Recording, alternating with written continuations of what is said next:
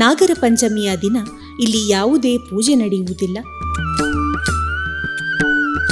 ಮಣ್ಣಿನಿಂದ ಮಾಡುವ ಮಡಕೆಯಲ್ಲಿ ನಾಗನ ಎಡೆಗೊಟ್ಟು ಅದಕ್ಕೆ ಹೇಳ್ತಾರೆ ಮುರಿ ಮಡಕೆ ಅಂತ.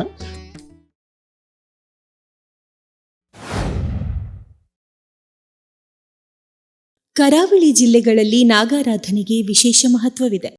ಇಲ್ಲಿನ ಬಹುತೇಕ ಕುಟುಂಬಗಳಲ್ಲೂ ಮೂಲ ನಾಗದೇವರ ಆರಾಧನೆ ಅವಿಭಾಜ್ಯ ಅಂಗ. ಸಾಮಾನ್ಯವಾಗಿ ವೈದಿಕರ ಮೂಲಕ ನಾಗನ ಪೂಜೆ ನಡೆಯುವುದು ಪದ್ಧತಿ. ಆದರೆ ಉಡುಪಿ ಜಿಲ್ಲೆಯ ಕುತ್ಯಾರಿನಲ್ಲಿ ಈ ರೂಢಿಗೆ ಭಿನ್ನವಾದ ತುಳುನಾಡಿನ ಮೂಲ ಜನಾಂಗವಾದ ಮುಗೇರ ಸಮಾಜದವರು ನಡೆಸಿಕೊಂಡು ಬಂದಿರುವ ಒಂದು ವಿಶಿಷ್ಟ ಜನಪದೀಯ ನಾಗಾರಾಧನೆ ಇಂದಿಗೂ ಜೀವಂತವಾಗಿದೆ.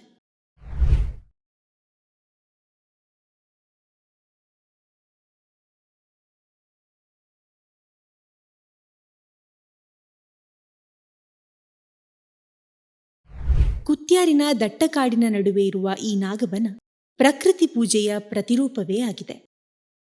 ಈ ನಾಗಬನವು ಮುಲ್ದೊಟ್ಟು ಮುಗೇರ ನಾಗಬನವು ಇತಿಹಾಸ ಪ್ರಸಿದ್ಧ ಒಂದು ನಾಗಬನ.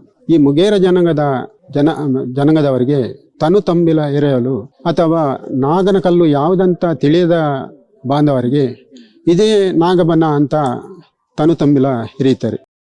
ಅದು ಯಾವಾಗ ವೃಷಭ ಮಾಸದ ಪ್ರಥಮ ಗುರುವಾರ ಬಂದು.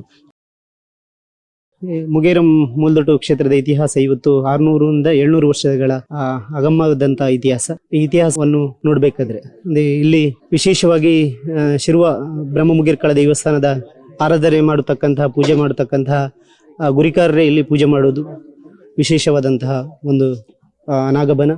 ಸಾಧಾರಣ ಚಿಕ್ಕಮಗಳೂರು ಬೇರೆ ಬೇರೆ ಜಿಲ್ಲೆಯಿಂದ, ಕಾಸರಗೋಡು ಜಿಲ್ಲೆಯಿಂದ, ಕೇರಳದ ಕಾಸರಗೋಡು ಜಿಲ್ಲೆಯಿಂದಲೂ ಸಹ ಇಲ್ಲಿ ಅನೇಕ ಭಕ್ತರು ನಮ್ಮ ಸಮುದಾಯದವರು ಆಗಮಿಸುತ್ತಿದ್ದಾರೆ. ಈ ವರ್ಷ ಸಾಧಾರಣ 1,000ಕ್ಕಿಂತ ಮಿಕ್ಕ ಮುಗೇರ ಸಮುದಾಯದವರು ಬಂದಿದ್ದಾರೆ.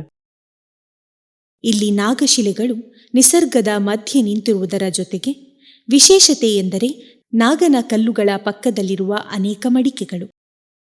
ಇದನ್ನು ಇಲ್ಲಿ ಮುರಿ ಎಂದು ಕರೆಯಲಾಗುತ್ತದೆ. ಸಂಕಷ್ಟ ಎದುರಾದಾಗ ಮುರಿ ಹರಕೆ ಹೇಳಿಕೊಂಡರೆ ಪರಿಹಾರ ಶತಸಿದ್ಧ ಎನ್ನುವ ನಂಬಿಕೆ ಭಕ್ತರಲ್ಲಿದೆ. ಇಲ್ಲಿ ನಡೆಯುವ ಪೂಜಾ ಕಾರ್ಯಕ್ರಮಗಳು ಇಲ್ಲಿ ಹರಕೆ ರೂಪದಲ್ಲಿ ಮುರಿ ಮಣ್ಣಿನಿಂದ ಮಾಡುವ ಮಡಕೆಯಲ್ಲಿ ನಾಗನ ಎಡೆಗೊಟ್ಟು ಅದಕ್ಕೆ ಹೇಳ್ತಾರೆ ಮುರಿ ಮಡಕೆ ಅಂತ.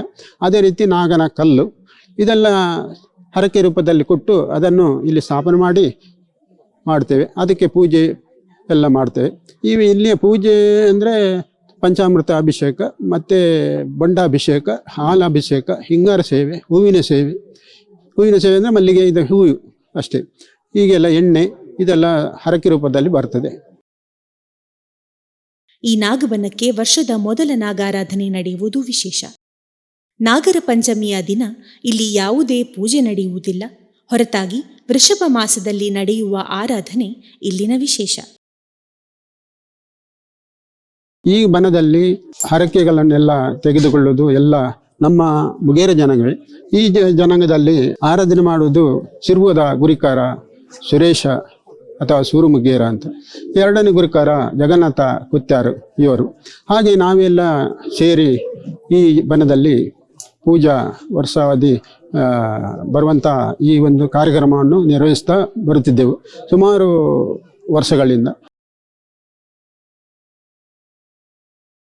ಇಲ್ಲಿ ವೈದಿಕರ ಬದಲಿಗೆ ಮುಗೇರ ಸಮಾಜದವರೇ ನಾಗಾರಾಧನೆ ಮಾಡುತ್ತಾರೆ. ಯಾರು ಬಂದರೂ ಅವರ ಮೂಲಕವೇ ಪೂಜೆ ನಡೆಯಬೇಕು. ವರ್ಷದಲ್ಲೊಮ್ಮೆ ಮಾತ್ರ ಈ ಬನಕ್ಕೆ ಪ್ರವೇಶ ಅವಕಾಶವಿದೆ. ದೇವರ ಮುಂದೆ ಜಾತಿಭೇದಗಳಿಲ್ಲ, ಎಲ್ಲರೂ ಸಮಾನರು ಎನ್ನುವ ಸಂದೇಶವನ್ನು ಈ ಆರಾಧನೆ ಸಾರುತ್ತದೆ.